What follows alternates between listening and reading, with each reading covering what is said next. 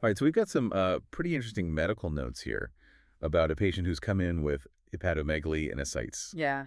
And, on the surface, it seems pretty straightforward. Like, okay, enlarged liver fluid in the abdomen. Right. But the thing that makes this case so interesting is that things aren't really adding up in the typical way. Yeah. So get ready, because we're about to do a deep dive into a medical mystery. I love it when a case is like a puzzle with missing pieces. Okay. And that's what we've got here. The patient has like the classic signs of a liver problem, hepatomegaly, that's the enlarged liver and ascites, the fluid buildup. Right.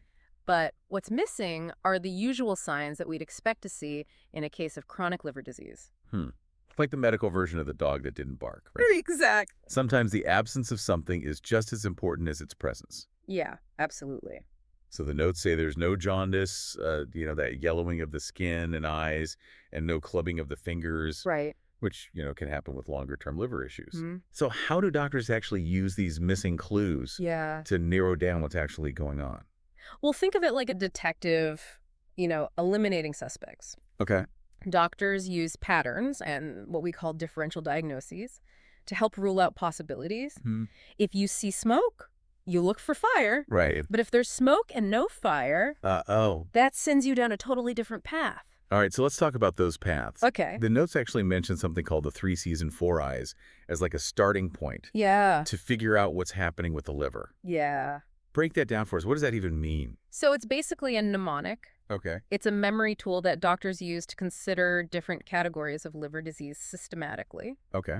So the 3 C's are cirrhosis, carcinoma, and congestion. Okay. So cirrhosis, that's scarring of the liver, Right. often from, things like heavy alcohol use or hepatitis. Carcinoma, that refers to liver cancer. Got it.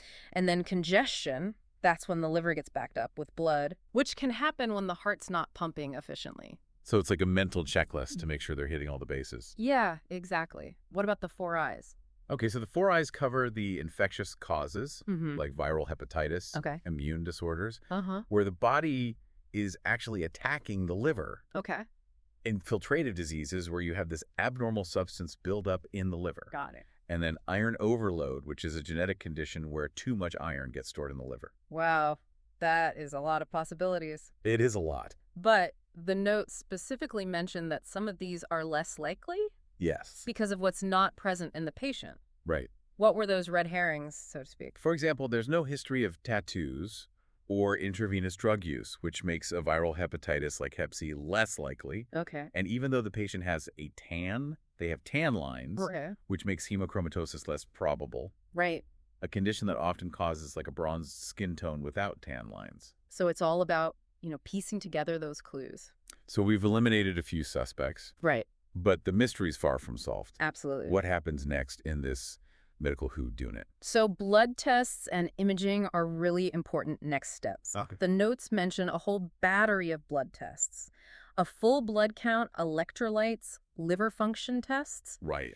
These are really like a snapshot of how the liver is functioning. Okay. INR, which measures blood clotting glucose to check sugar levels, iron studies to see if iron's out of whack, a full liver screen to look for specific markers of liver disease, and even an HIV test.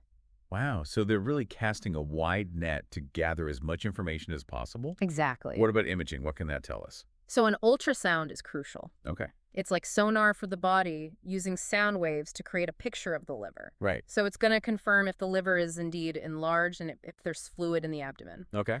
But what's really interesting is that the ultrasound can also be used to guide a procedure called an acidic tap or paracentesis. Okay, acidic tap. That sounds a bit like something you do to a keg of beer. Yeah. But I'm guessing it's a little more complex when we're talking about the body. Yeah, you're not wrong to think of it as tapping into something. Okay. It involves inserting a needle into the abdomen to actually take a sample of the fluid that's built up.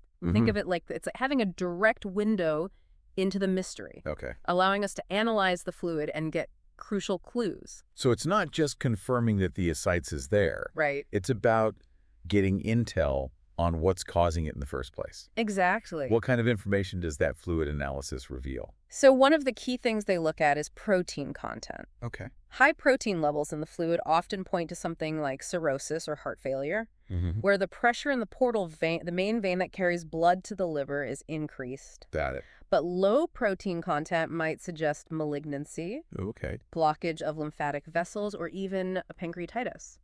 Hold on. Pancreatitis. Yeah. That's inflammation of the pancreas, right? Yes. What does that have to do with the liver? It's a great question, and it really highlights how seemingly unrelated organs Yeah. can actually be involved in the same mystery. Okay. While the pancreas and liver have different jobs, they're very closely connected, and sometimes pancreatitis can cause symptoms that mimic liver disease, including ascites. Wow. So the pancreas is kind of like the liver's next door neighbor, Yeah. and sometimes trouble in one house can spill over into the other. Exactly. And that's where they look for clues in the acidic fluid, like elevated levels of amylase. Okay. Amylase is an enzyme the pancreas makes to help digest food. Okay. So if there's too much of it in the fluid, it's a red flag that the pancreas might be inflamed. So it's like a little chemical trail leading back to the pancreas. Yeah. But let's zoom out for a sec because the notes really emphasize this weird lack of like typical chronic liver disease signs. Right. They even say it's possible another diagnosis is like mimicking these symptoms. Yeah. What are some of the imposters they're considering? That's where the real detective work comes in. Okay. Certain cancers outside the liver can cause ascites, and there's this rare condition called Budd-Chiari syndrome, Okay. where blood clots block veins in the liver, leading to similar symptoms as liver disease. Mm. It's a bit like finding a counterfeit bill. You know, it looks real at first glance, Right. but on closer inspection, you realize something's off. Budd-Chiari syndrome. That sounds serious. Yeah. So even with all these tests, there's still a chance of getting thrown a curveball. Absolutely. Medicine is rarely a straight line. Right. It's more like a winding path with twists and turns. Yeah. Sometimes it takes multiple layers of investigation to get to the truth. This is where it gets really interesting. So we've got blood tests, ultrasound, and acidic tap. Yeah. And now the possibility of conditions like masquerading as liver disease. Right. What other tools do doctors have to kind of crack this case wide open? Sometimes they need more advanced imaging, Okay. like a CT scan. Okay. It gives us like a 3D view of the liver. And in some cases, they might even do a liver biopsy where they take a tiny sample of liver tissue and examine it under a microscope. It's amazing how technology helps us like see inside the body and kind of piece together the puzzle. It really is remarkable. And in this case, all these tools are essential. Yeah. Because while the source material leans towards alcoholic liver disease as the most likely diagnosis. It's also stressed that further investigation is needed to be absolutely certain. Exactly. It's not a slam dunk case yet. Not yet. Yeah. This deep dive is really showing how even seemingly straightforward symptoms can lead to a really complex diagnostic journey. Right. It's like peeling back the layers in an onion, and with each layer, you get a little closer to the truth. That's a great analogy. Yeah. And speaking of peeling back the layers, the source material raises an interesting point about chronic pancreatitis in people who drink heavily. Ah, yes, I remember that. Why is it important to consider pancreatitis in this case, especially if they're already leaning towards alcoholic liver disease as the main suspect? Well, think of it this way. Heavy alcohol use is like a 1-2 punch to both the liver and the pancreas. Okay. They're both involved in digesting food. Right. And alcohol can damage both organs over time. It's not uncommon for someone with alcoholic liver disease to also have pancreatic problems lurking beneath the surface. So someone could have damage in both organs, and that could be contributing to the symptoms they're experiencing. Exactly. And that's why it's crucial to assess how well the pancreas is functioning, Okay. even if the liver seems like the main culprit. So how do they check on the pancreas? Is it another blood test? It's a bit more complicated than that. Okay. The notes mention a test called fecal elastase, Okay. which measures an enzyme the pancreas makes to help break down protein. Okay. If the pancreas isn't working properly, you'll find less of this enzyme in, well, you know. Let's just say it's not the most glamorous test, but it gives valuable information. Exactly. Along with fecal elastase, they look at blood levels of things like albumin, vitamin D, and magnesium. These can all be affected if the pancreas isn't doing its job. So if these tests do point towards pancreatic problems, how does that change the game plan for this patient? Well, that's when the treatment strategy might shift to include something called pancreatic enzyme replacement therapy, often using medication called Creon. It's like giving the pancreas a helping hand. Right. By providing the enzymes it's not making enough of on its own. Okay. And sometimes they'll also prescribe a proton pump inhibitor, which reduces stomach acid and protects those enzymes. So it's all about tailoring the treatment to the specific problem. Yeah. It's fascinating how each piece of information guides the next step. Absolutely. It's a bit like a choose-your-own-adventure book where Yeah. each decision leads down a different path. Yeah. And in this case, even though the source material suggests alcoholic liver disease is the most likely culprit, Yeah. they're careful not to dismiss the possibility of pancreatitis, especially since the patient has a history of heavy drinking. Okay, let's do a quick recap before we dive back in. Mhm. We have a patient with hepatomegaly Mm-hmm. and ascites, but no classic signs of chronic liver disease. Right. They've run blood tests, done an ultrasound, and are considering an acidic tap. Mm-hmm. We're also exploring conditions that could mimic liver disease, Yeah. like certain cancers or Budd-Chiari syndrome. You And we're keeping an eye on the pancreas as a potential accomplice in this whole scenario. got it. It's a multifaceted case Yeah. that requires a holistic approach, considering all the different angles and possibilities. Now, the source material mentioned something interesting about patients with cirrhosis. Yeah. That they would need a gastroscopy. Mm-hmm.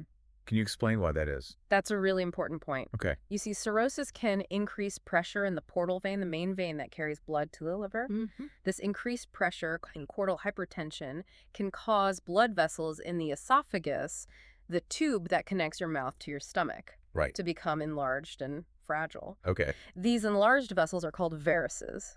Varices. That sounds a bit ominous. They can be. Okay. Varices are prone to bleeding, and a rupture can be life-threatening. Oh, wow.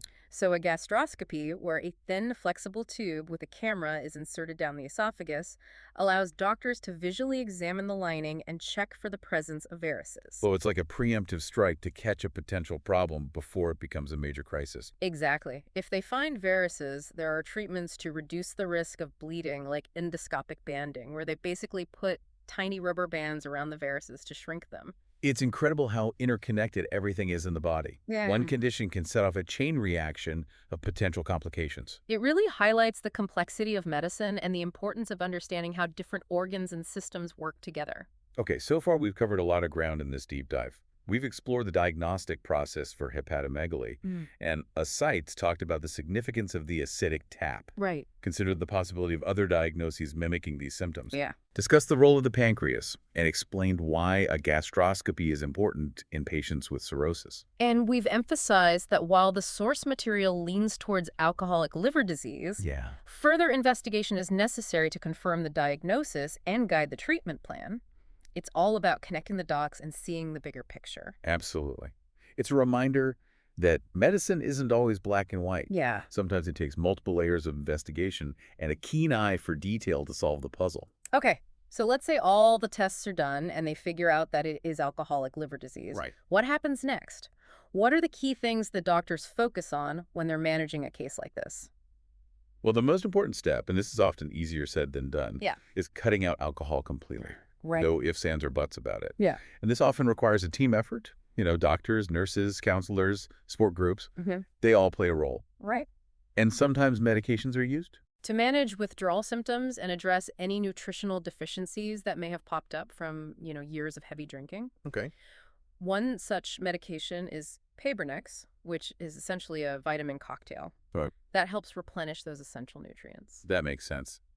If alcohol is the main problem, getting it out of the picture is priority number one. Yeah. What about other aspects of management? Sure. The source material mentioned nutrition as being important. Yeah. What's the connection there? It's a huge part of the picture. Okay. The liver plays such a critical role in how your body processes and absorbs nutrients. Mm. And when it's damaged, it can't do its job as effectively, Right. which can lead to malnutrition. Okay. So doctors will work with patients to develop a tailored nutrition plan, which might include dietary changes, supplements, Mhm. and in some cases even tube feeding or intravenous nutrition if things are really severe. So it's not just about treating the liver itself. It's about supporting the whole system. Right. And making sure the body has what it needs to heal. Exactly. It's a multi-pronged approach that focuses on giving the liver the best possible chance to recover. This has been an incredible journey through this whole diagnostic process.